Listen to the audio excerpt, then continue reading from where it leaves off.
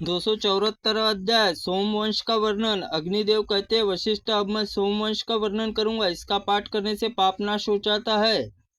विष्णु नाभि कमल से ब्रह्मा उत्पन्न हुए। ब्रह्मा के पुत्र महर्षि अत्रि हुए और अत्रि से सोम की उत्पत्ति। सोम से राजसी यज्ञ के और उसमें तीनों लोकों के राज्य दक्षिणा रूप दान कर दिया।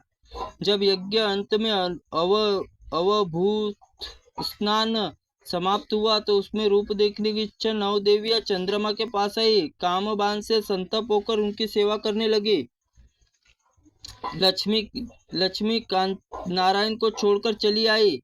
सीनी वाली कर्मर्दर ध्रुति अग्नि और पुष्टि अविनाशी प्रतिधाता को त्याग कर आ गई। प्रभाकर और कुहू भविष्यमान को छोड़कर स्वयं सोम के पास चली आई। कीर्ति ने अपने स्वामी जयंत को छोड़कर, वसु ने मरीच चंदन कश्यप को और धुति ने उस समय अपने पति नंदी को छोड़कर त्याग कर सोम की सेवा में संलग्न हो गई।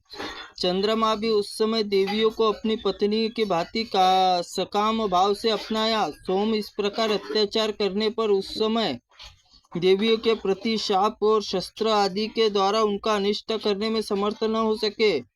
अपित सोम ही अपनी तपस्या से प्रभाव से भू आदि 7 लोगों को एकात्मत्र स्वामी हो गए। उनके अनितिथ्य से ग्रस्त होकर चंद्रमा की बुद्धि विनय से भ्रष्ट होकर भ्रांत हो गई और इन द्वारा अंगीकार नंदन बृहस्पति जी अपमान करके उन्हें यशस्वी पत्नी तारा को बलपूर्वक अपहरण कर लिया। इसके कारण देवता दानवों संसार में विनाश करने वाला महान युद्ध हुआ।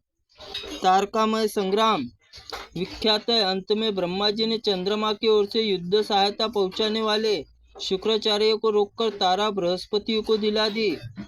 देवगरी बृहस्पति ने तारा को गर्भिणी को देखकर कहा, गर्भ त्याग कर दो। उनकी आज्ञा से तारा ने उस गर्भ को त्याग कर दिया। वह बड़े तेजस्वी कुमार प्रकट हुआ। उसके पैदा होते ही मैं चंद्रमा का पुत्र हूँ। इस प्रकार सोम ने बुध को जन्म हुआ। सोम से बुध का जन्म हुआ और उनके पुत्र पुरूरवा हुए। उर्वशी नामक अप्सरा ने स्वर्ग छोड़कर पुरूर का वर्ण किया। महामुने राजा पुरूरा ने उर्वशी के साथ 59 वर्षों तक विहार किया।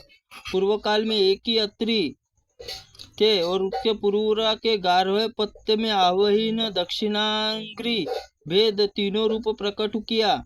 राजा योगी थे। अंत में गंधर्व लोक की प्राप्ति। उर्वशी राजा पुरूरवा आयु ध्रयाडु आयशु दयानुदु धुतिमान वसु दिविजात शतायु इन 8 पुत्रों को जन्म किया। आयु नुहुष और वृद्ध शर्मा रजी दम्भ विपंपा आदि पुत्र हुए। रजी से 100 पुत्रों का जन्म हुआ। राजे के नाम प्रसिद्ध थे। राजा रजी भगवान विष्णु वरदान प्राप्त हुआ। उन्होंने देवासुर संग्राम के देवताओं की प्रार्थना दैत्यों का वध किया।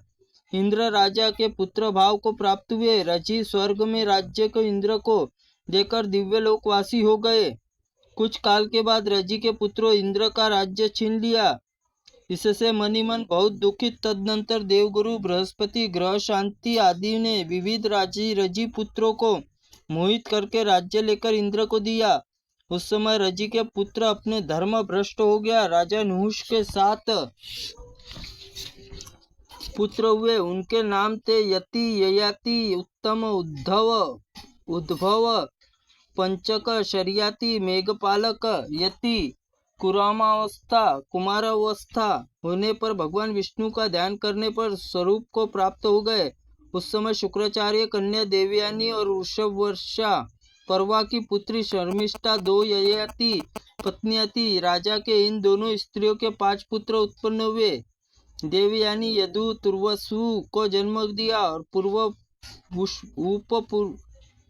वृषपर्वा ने पुत्री शर्मिष्ठा और द्रुहुआनु अनु और पुरु ये 3 पुत्र उत्पन्न हुए। यदु और पुरु के 2 सोमवंश विस्तार करने वाले हुए।